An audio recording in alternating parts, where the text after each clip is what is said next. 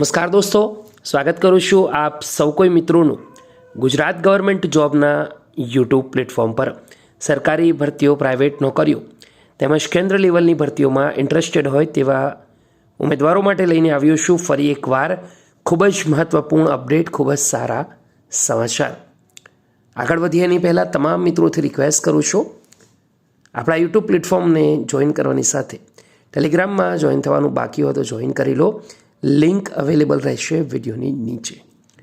દોસ્તો, મહાનગરપાલિકામાં આરોગ્યની 73 જગ્યાની ભરતી હાલ અટવાઈ ગઈ છે. ગૌણ સેવા પસંદગી મંડળે આ ભરતી માટે ઇનકાર પણ કરી દીધો છે.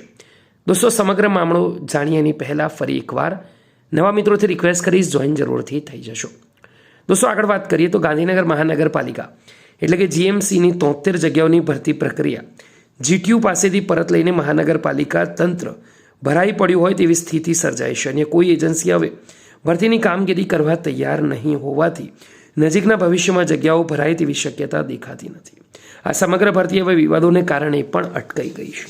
મહાનગરપાલિકામાં આરોગ્ય શાખામાં 5 સંવર્ગની 73 જગ્યાની ભરતી માટે જીટીયુને કામગીરી સોંપવામાં આવ્યા બાદ ફોર્મ સ્વીકારી પરીક્ષાની તારીખ પણ જાહેર કરી દેવામાં આવી હતી, પરંતુ તે જ વખતે સ્ટેન્ડિંગ કમિટી દ્વારા જીટીયુ પાસેથી પરીક્ષાની કામગીરી પરત લઈને ગૌણ સેવા પસંદગી મંડળને સોંપવાનો નિર્ણય કરવામાં આવ્યો હતો, જેથી પરીક્ષા યોજાઈ શકાઈ ન હતી. તે પછી મહાનગરપાલિકા દ્વારા ગૌણ સેવા પસંદગી મંડળનો સંપર્ક કરવામાં આવ્યો હતો, પરંતુ સૂત્રો મુજબ પસંદગી મંડળમાં હાલ અન્ય ભરતીનો કાર્યબોજ વધારે હોવાથી વ્યસ્તતાના કારણસર મહાનગરપાલિકા ભરતી પ્રક્રિયાનો ઇનકાર કરવામાં આવ્યો છે, જેને કારણે આ ભરતી પ્રક્રિયા હાલ અટવાઈ ગઈ છે.